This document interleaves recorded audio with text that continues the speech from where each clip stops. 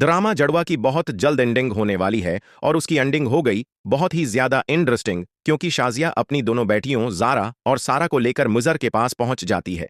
शाजिया जो कि यह सोच रही थी कि ज़ारा और सारा को देखकर मजहर शायद भड़क उठे, लेकिन उसे यकीन था कि ज़ारा सब कुछ संभाल लेगी। लेकिन शाजिया जैसे ही मुजर के सामने जाती है तो मजहर कहता है कि तुम जिंदा हो, जिस पर मजहर गुस्से में आ जाता है और कहता है कि तुम जिंदा हो है, तुम कातिल हो मेरे बेटे की, और तुम मेरे सामने आई क्यों हो। जरा भी साथ होती है लेकिन सारा अंदर नहीं जाती है। सारा डर ही होती है और बाहर ही लॉन में रख जाती है। जरा कहती है, बाबा आप ये क्या की रहे हैं, ये मेरी माँ है और आप उनसे उस तरह कैसे बात कर सकती है।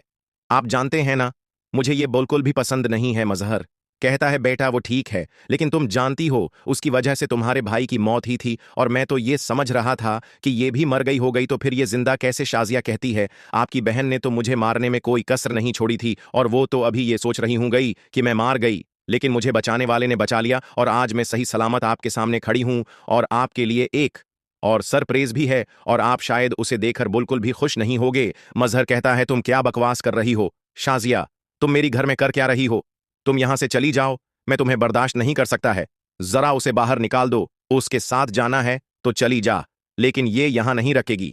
शादिया कहती है, अभी तुम अपनी दूसरी बेटी से तो मिलो, एक बार तुम इससे मिलोगे तो हो सकता है तुम ये कहने पर मजबूर हो जाओ कि आज तक मैंने जो कुछ भी किया है बिल्कुल ठीक किया है और उस सब में मेरी कोई भी गलती नहीं थी। मजहर कहता है, तुम क्या की रही हूं, कौन सी दूसरी बेटी, और ज़ारा तो मर गई थी ना, तुम किस बेटी की बात कर रही हो। शाजिया कहती है, ज़ारा जिंदा है और ये ही है ज़ारा, और जो बाहर खड़ी है वो सारा है जो कि आपके पास कई सालों तक रहकर गई है, लेकिन आपको आज तक ज़रा और सारा के बारे में नहीं पता चला। आप बाप है ना और उन दोनों को अपनी बेटी मानते हैं, लेकिन फिर भी आप ये फर्क नहीं कर पाई कि ज़ारा कौन है और सारा कौन है। मजहर कहता है, कौन है बाहर, तुम उसे अंदर बुलाओ।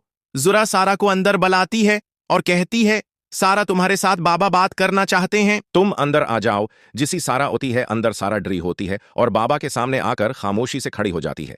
मजहर कहते हैं, ये कौन, और तुम दोनों एक जिसी के, ज़ारा कौन है, तुम में से और सारा कौन है। ज़ारा बोल पड़ती और कहती है, मैं ज़ारा हूं और कई दिनों से आपके पास जो मैं रखी हुई थी मैं ही थी और सारा इधर मेरी अम्मी के पास थी और आप दोनों ये नहीं जानते थे कि ज़ारा और सारा दोनों जिंदा है और आप ये समझ रही थी कि सारा जिंदा है और ज़ारा मर गई और अम्मी ये समझ रही थी कि सारा मर गई, और अब जबकि उम्मी के सामने आई है तो उम्मी उस बात पर यकीन करने के काबिल नहीं थी कि सारा जिंदा है, क्योंकि वो भी यही समझ रही थी कि सारा अब जिंदा नहीं हो गई। और ये सब कुछ मुमकिन हुआ था आपकी बहन फरहत की वजह से, और उन्होंने कोई कसर नहीं छोड़ी थी ज़ारा और सारा को मारने के लिए, लेकिन फिर भी मैं और ज़ारा दोनों आपके सामने खड़े हैं। मजहर कहता है, शाजिया तुमने उन दोनों को कहाँ रखा था और तुमने मेरे साथ धोखा किया है। तुमने ये सोच भी किया सेलिया कि मैं उस सब के लिए तुम्हां माफ कर दूंगा। तुमने मेरे दोनों बेटियों को बहकाया है और कातिल हो तुम मेरे बेटे की, और आज तुम इस तरह धड़ल्ले से आकर मेरे सामने खड़ी हो। मैं तुम्हें बिल्कुल भी बर्दाश्त नहीं कर पाऊंगा। ये ना हो कि मैं तुम्हें घर के गार्ड को केकर धक्के देकर घर से निकलवा दूं। ये तुम्हारे लिए अच्छा होगा कि तुम खुद यहां से चली जाओ, और अगर तुम मजबूर करोगी मुझे तो मैं ये सब करने के लिए भी तैयार हो जाऊंगा। इतने में फरहत आ जाती है। फरहत जब ज़ारा और सारा को एक साथ देखती है वो कहती हैं, भाई साहब ये दोनों लड़कियां कौन हैं, और सारा एक ही गई थी, ये दूसरी जिसी लड़की कौन है। ज़ारा कहती हैं, मैं ज़ारा हूं और आप शाहिद मुझे अच्छे से पहचानती हैं, कई दिनों से मैं ही आपके पास रह रही थी ना, और आप ये भी सोच रही थी कि मैं ज़ुरा नहीं हो सकती, तो आप बिल्कुल ठीक सोच रही थे। मैं सारा नहीं बल्कि ज़ुरा थी, और मैं सिर्फ इसलिए आई थे कि आपकी तबीयत और आपका जहन ठीक कर सकूं, क्योंकि अगर मैं यहां नहीं आती तो आप तो सारी जिंदगी सारा पर जुल्म करती रहती और बाबा को गमराह करती रहते, उम्मी और हमारे बारे में। मजहर कहता, बेटा ज़ारा तुम क्या बात कर रही हो, और ये फरहत तुम्हारी फूफो है, तुम उससे बदतमीजी से क्यों बात कर रही हो। आप तुम जानती हो ना उसने कितना ख्याल रखा है सारा की, और तुम्हारी माँ तो सारा को छोड़कर चली गई थी, तुम्हारी फूफो ने उसका ख्याल रखा था और यही उसे पालती रही है। तुम्हें उसका एहसान मद होना चाहिए, ना कि तुम्हें ऐसी बातें करनी चाहिए। ज़ारा कहती है, क्योंकि मैं उनकी हकीकत जान चुकी हूं और मुझे मालूम है कि ये कौन है और किस किस्म की। ये कभी सबके लिए तैयार ना होती, लेकिन ये सब कुछ इसीलिए उन्हें मजबूरान करना पड़ा, क्योंकि ये जानती थी कि अगर उन्होंने सारा को भी मार दिया तो आप उन पर शक करेंगे, और कासिम को भी उन्होंने मारा था और उन्हीं की वजह से कासिम आपको छोड़कर चला गया था। मजहर कहता है, ज़ुरा तुम क्या की रही हो, तुम फरहत पर इतना बड़ा इल्जाम कैसे लगा सकती हो। फरहत कासिम को क्यों मारेगी, कासिम तो तुम्हारी मारों की वजह से मारा था, और जैसे ही तुम दोनों पैदा हुई थी तो कासिम की डेथ हो गई थी, और मैं ये समझ रहा था कि तुम दोनों की मानहूसियत की वजह से कासिम की जान गई। लेकिन अब मुझे यकीन हो गया है कि ऐसा जो कुछ भी हुआ है वो शायद हमारी सबकी बेहतरी के लिए था। लेकिन तुम फरहत पर इल्जाम नहीं लगा सकती। फरहत कहती है, हाँ भाई साहब, आपको इससे पहले ये सब जवाब ले लेने चाहिए थे। मुझे यकीन था कि ये लड़की जरूर इस तरह की कोई ना कोई बात करेगी, और आप आज देख रहे हैं मुझ पर कितना बड़ा इल्जाम लगा रही है। और कासिम, जिसे मैं अपना बेटा समझती थी, ये मुझे उसकी मौत का जमींदार ठहरा रही है। जुरा कहती है, हाँ, मैं बिल्कुल ठीक कह रही हूं। बाबा कासिम की मौत उन्हीं की वजह से हुई थी। आप अम्मी से पूछ सकते हैं, उम्मी आपके सामने खड़ी है। शाजिया कहती है, बेटा तुम रकवा भी तो और हिसाब लेना बाकी है, और तुम्हारी बाप से मैंने बात करनी थी और उन्हें बताना था कि मैं खुद अपनी मर्जी से उन्हें छोड़कर नहीं गई, बल्कि फरहत ने मुझे मजबूर कर दिया था। और उसने कहा था कि अगर मैं यहां से नहीं गई तो अब सारा और जुरात दोनों को मार डालेंगे, और मुझे मजबूर होकर यहां से जाना पड़ा। मजहर कहता है, क्या कह रही हो तुम शाजिया? लेकिन तुम तो खुद अपनी मर्जी से यहां से चली गई थी ना। फरहत ने मुझे बताया था। फरहत जब सुनती है शाजिया की बात तो वो कहती है, शाजिया तुम क्या बकवास कर रही हो? तुम मेरे भाई को मेरे खिलाफ करना चाहती हो? तुम एक बार ये जहन नशीन कर लो कि मेरे भाई को मुझ पर यकीन है, और वो कभी भी तुम्हारी बात का यकीन नहीं करेंगे। उन्हें मालूम है कि मैं कभी उनके साथ ऐसा धोखा नहीं कर सकती। तुमने जो कुछ करना है कर लो, लेकिन कभी भी वो तुम्हारी बात नहीं सुनेंगे। मजहर कहते हैं, फरीहत बिल्कुल टेक कह रही हैं, और ये कभी भी मेरे बुरा नहीं सोच सकती। और जारा तुम क्या कह रही थी? मुझे यकीन नहीं आ रहा, लेकिन तुम झूठ क्यों बोल रही हो? तुम्हारी मां तो जानबूझकर ये सब कह रही होगी न फरहत से बदला लेने के लिए, लेकिन तुम ये सब क्यों कह रही हो? जरा कहती है, बाबा न मैं झूठ बोल रही है और न मेरी मां झूठ बोल रही है, बल्कि झूठ फूफो बोल रही है, और आज तक ये आपसे झूठ बोलकर सब कुछ करवाती रही है। और मुम्मा भी इसीलिए आपको छोड़कर गई थी ना, क्योंकि यह नहीं चाहती थी कि मुम्मा इस घर में रहे। उनको यकीन था कि अगर हम इस घर में रही तो उनकी जगह इस घर में नहीं बचेगी, और इसी वजह से उन्होंने उम्मी को इस घर से निकलवा दिया, और यह अपनी पिल्लिंग में हमेशा कामयाब होती रही हैं क्योंकि आप उनका साथ देते रहे। मजहर कहता है, जुरा तुम ये कैसे कह सकती हो? मैं तुम्हें की रहा हूं। फरीहत ने ऐसा कुछ नहीं किया। मजहर फरीहत की तरफ मड़ता है और कहता है, फरीहत क्या जुरा सच की रही है? पर मुझे अब यकीन है कि जुरा की बातों में कुछ ना कुछ तो सच्चाई हो गई।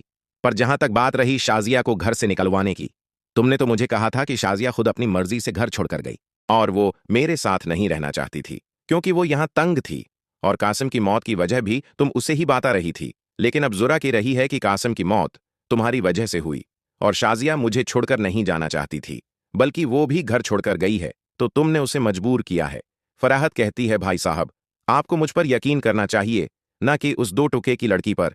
मजहर कहता है, तुम क्या बकवास कर रही हो? फराहत वो मेरी बेटी है, और तुम उसे दो टुके की क्यों कह रही हो? और आज तक जारा ने जो कुछ भी कहा है बिल्कुल ठीक कहा है। सारा तुम बताओ, तुम तो जानती हो ना अपनी मोकों, और तुम अब मुलकर आई हो ना उसे, और नाना मियाँ से भी मिली होगी ना, तो तुम क्या जारा और तुम्हारी माँ सच कह रही है? तो सारा कहती है, हाँ बाबा, जारा और उम्मी सच कह रहे हैं, और मैं उम्मी पर गुस्सा हूंगा थी क्योंकि मुझे लगता था कि वो जानबूझकर मुझे छोड़कर गई थी।